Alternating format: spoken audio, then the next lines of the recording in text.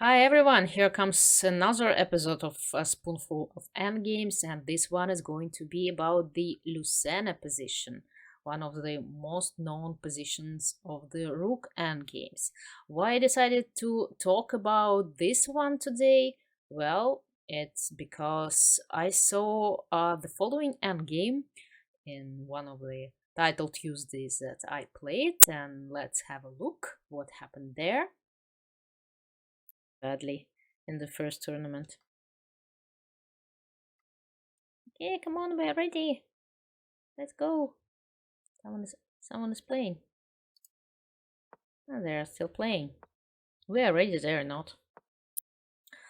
And yep, that's a famous Lucena position, building a bridge. Black is winning by building a bridge, so the rook will cover the king from this annoying rook. So rook d8, rook d5. And that's how it won. One of the most known, I think, positions, endgame positions of the rook endgames. Ой, мы наводили статистику. Кажется, что у меня было 8 из 11. So, black easily won this endgame.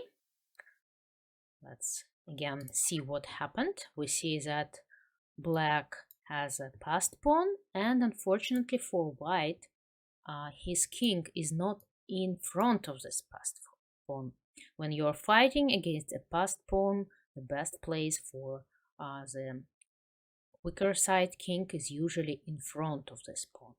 And this is not the case for white here, and actually this position is lost because there is no way to stop black from promoting this pawn, although it requires a few steps, and black demonstrated those steps in this game. So they first improved the position of the pawn, they pushed it as close to the first rank as possible, to the second rank, and what white can do is just keep checking this king when it gets out of this pawn. The problem is that there is still this rook, and this rook can help black's king to escape from checks.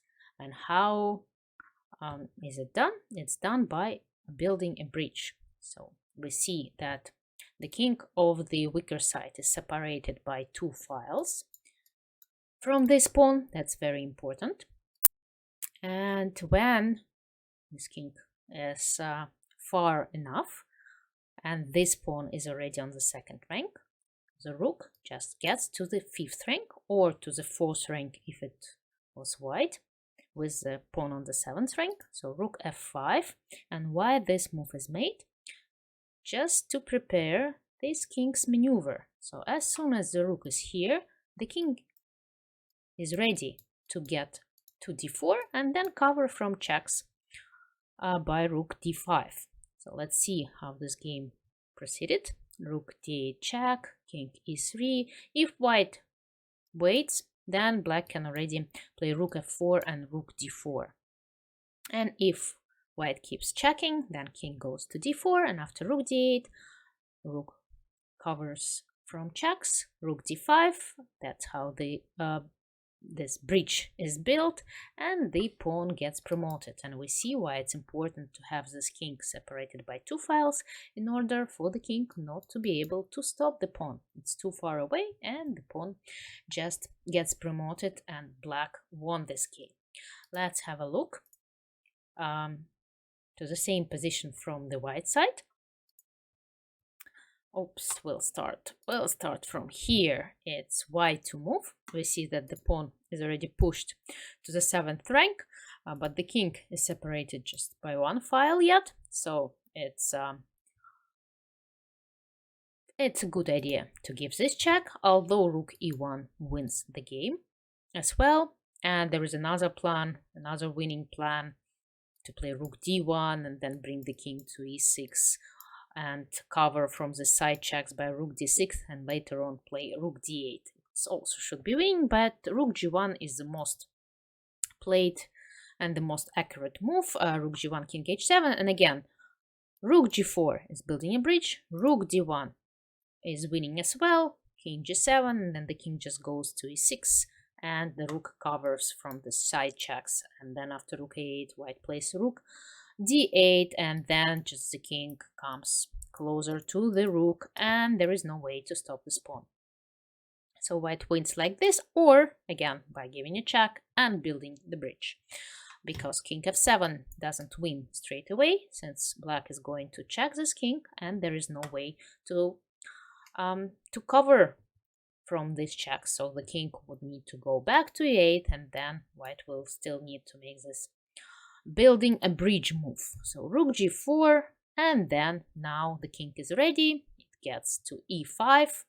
Again, if black just waits, and rook g5, rook e5 can help white to win the game. If rook f2 check, then king e5, covering from checks and winning the game.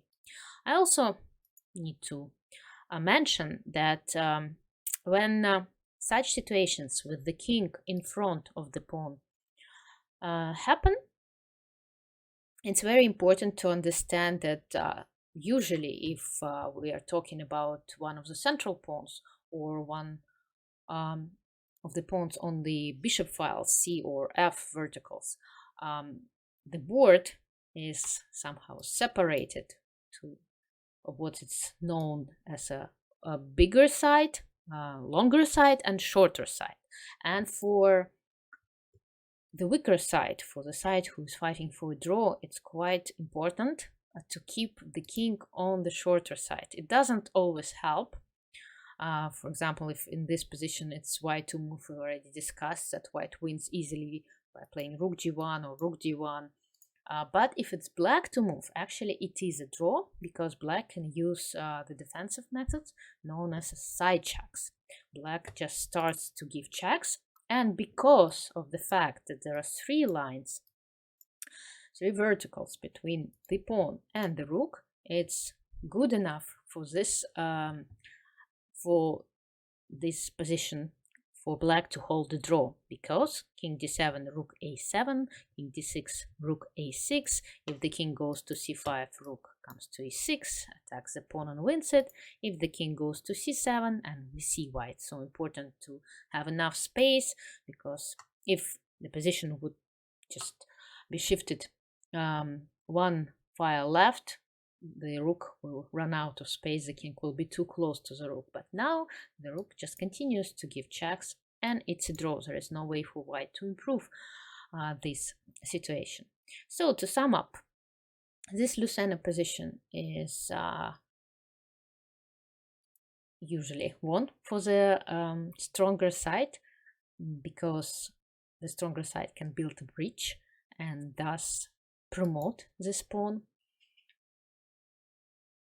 There are multiple winning methods that exist, but building a bridge is the most known one, and it's the easiest one. You just should keep in mind that two files. First, you give a check and you push the opponent's king further away, and then you build the bridge. It's quite easy to do. And when you're trying to defend such positions, it's quite important to try to keep your king on the shorter side, so to give more space for your rook to give those side checks. Again, it doesn't always help, but sometimes it can help you save a few points, or half points to be exact. That's it, what I wanted to share with you about this Lucena position, and in my next episode, I think I will prepare some examples, and we're gonna talk about the FIDE position, which is also very important to know with both colors, because, well, sometimes there are easy ways to hold a draw in FIDE positions, and sometimes the situation can be a little bit more challenging. So I hope to see you soon. Take care, win your games, and play chess. See you.